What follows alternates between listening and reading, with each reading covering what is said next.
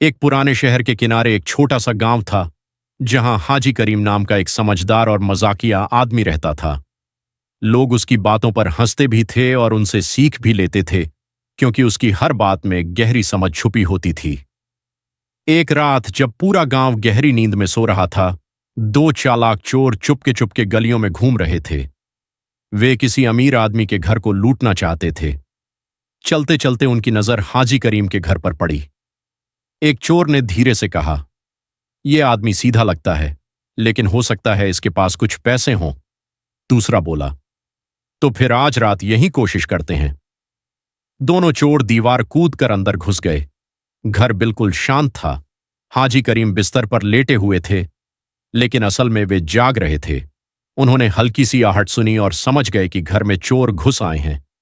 उन्होंने तुरंत एक चाल चली और जोर जोर से नकली खर्राटे लेने लगे। चोर धीरे धीरे घर के हर कोने को तलाशने लगे। संदूक खोला, खाली। अलमारी देखी, कुछ नहीं। रसोई देखी, सिर्फ बर्तन।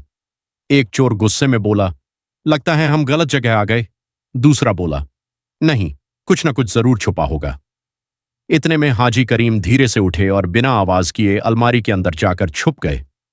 जब चोर वापस कमरे में आए तो उन्होंने देखा कि बिस्तर खाली है। दोनों घबरा गए। अरे, आदमी कहाँ गया? उन्होंने पूरा कमरा खोजा और आखिरकार अलमारी खोली।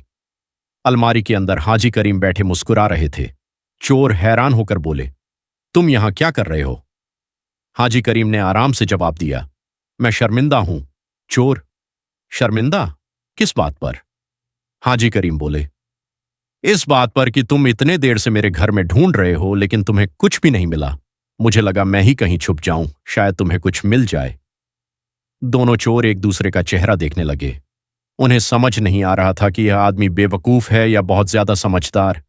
एक चोर हंसते हुए बोला, हम चोर हैं, लेकिन आज हमसे ज्यादा चालाक तुम निकले। दूसरा बोला, चलो यहां से, नहीं तो यह हमें ही उलझा देगा। और दोनों चोर बिना कुछ लिए वहां से भाग गए।